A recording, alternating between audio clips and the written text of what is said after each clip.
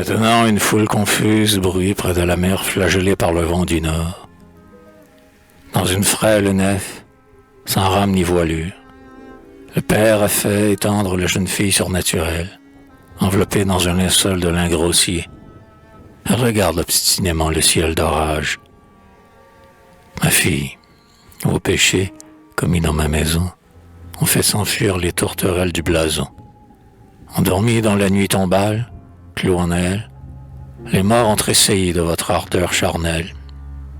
Donc je dois, réprimant pleurs lâches et sanglots, vous confier, vivante, à la douceur des flots. Nous prierons, gens des bourgs émanant de campagne, afin que la bonté de Dieu vous accompagne. Allez, au nom de la très sainte Trinité, et que Jésus vous prenne en votre éternité.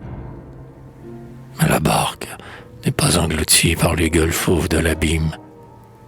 Elle s'efface, poussée par les haleines pacificatrices d'invisibles archanges.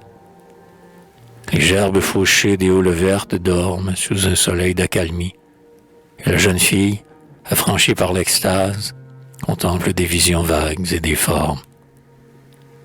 Dans le lilas de leur rosace vespérale, je vois s'épanouir, là-haut, des cathédrales. Une poussière d'astre irise les parvis, et les arceaux sortent des dalles de rubis. Dans l'espace des nefs sans limite, lamées d'azur, les encensoirs effeuillent des fumées. Dans le frisson de leurs échos multipliés, des sons inentendus ébranlent les piliers. Le voile rejeté d'un fulgurant coup d'aile, le tabernacle inaccessible se révèle. Et lorsque l'ostensoir éphémère me luit, la robe du soleil semble teinte de nuit. Seigneur Dieu, la pitié des vagues me réclame, l'aumône de mon corps est faite. Cueillez l'âme. Dans son ravissement mystique, la jeune fille se croit morte. Serait-ce que la barque aborde aux rives vertigineuses du paradis, où des couples célestes glissent dans une aube d'opale fluide? Elle regarde émerveillée, sous une étoffe de la lumière, au lieu des tronçons effroyables, la fraîcheur blonde de ses mains ressuscitées et d'où s'exhale une senteur de ruche prochaine et de miel.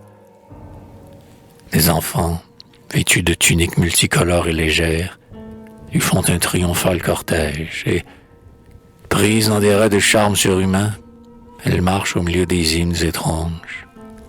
Imen, Imenae, Imen, Imen, Imenae. Au fait des monts d'Hyacinthe, un palais de prodiges monte, marmorin, vers les nuages violets. Elle gravit les escaliers, gardés par des sphinges immobiles. Imen, Imen, Imenae.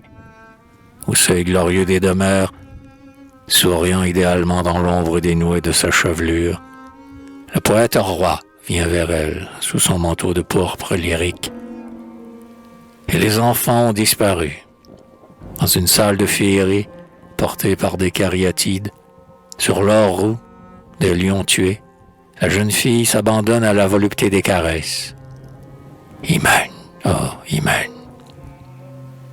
Doux initiateur de l'âme en quelle sphère, plus lointaine, Jésus, l'Esprit et Dieu le Père, dans leur unité triple, infinie et serein, attendent-ils le cœur des élus, pèlerins, joyeux et jamais las d'un temple que j'ignore, qui s'envolent de l'ombre ancienne vers l'aurore? Amène-moi par les Éden et les Sions, toi qui sais les chemins de constellation. Le poète roi saisit la grande lyre et, sous le plectre, les cordes de brebis vibrent dans l'écaille de tortues transparentes. Avant la terre, avant les jours et les années, l'immuable a pétri nos chairs prédestinées. J'ai trompé mon ennui par la lyre, et j'attends tes seins qui m'appelaient de l'abîme des temps. Et mes yeux, emperlés d'une angoisse inconnue, mes yeux cherchaient tes yeux nocturnes dans la nuit. Parfois, dans le brouillard chantant de la forêt, une fée illusoire éclot et disparaît. Dis-moi que tu n'es pas l'ombre vaine d'un rêve, ô fille de la mer et de l'écume brève. Dis-moi qu'avant la tombe et nos corps évoluent, Le flot de tes baisers ne se tarira plus. Je ferai vivre par-delà les étendues ton nom sanctifié dans les cordes tendues. Et tu vaincras par la gloire de tes beautés les nymphes de l'Hélas et les divinités. Parle, et tu chasseras de la mémoire humaine la Vénus italique et l'Anadiomène. Je traquerai leurs souvenirs tels que des loups, et Christ, reconnaissant, se penchera vers nous. Oh chanteur, je ne sais quel décevant mystère me rappelle du ciel entrevu vers la terre. Ton regard me repousse et m'attire. Va-t'en, car je me donnerai peut-être en t'écoutant. Dans son indicible douleur, le poète roi jette la lyre qui se brise en un lamentable sanglot, et le cri des fibres est si déchirant que la jeune fille, tremblante d'effroi et d'amour, revient vers le royal désespéré, comme résignée aux flammes d'une imminente géhenne. Pendant qu'ils sont enlacés, le cœur d'ange, entendu jadis, effleure leurs oreilles extasiées. Écarte le conseil de tes mauvaises craintes. Le Seigneur t'a rendu des mains pour les étreintes. Fais à la mort royale le don de ton orgueil. Va, laisse le troupeau neigeux d'immaculés. Vers l'amoncellement des glaces reculées, les rouges kéroubim les repoussent du seuil.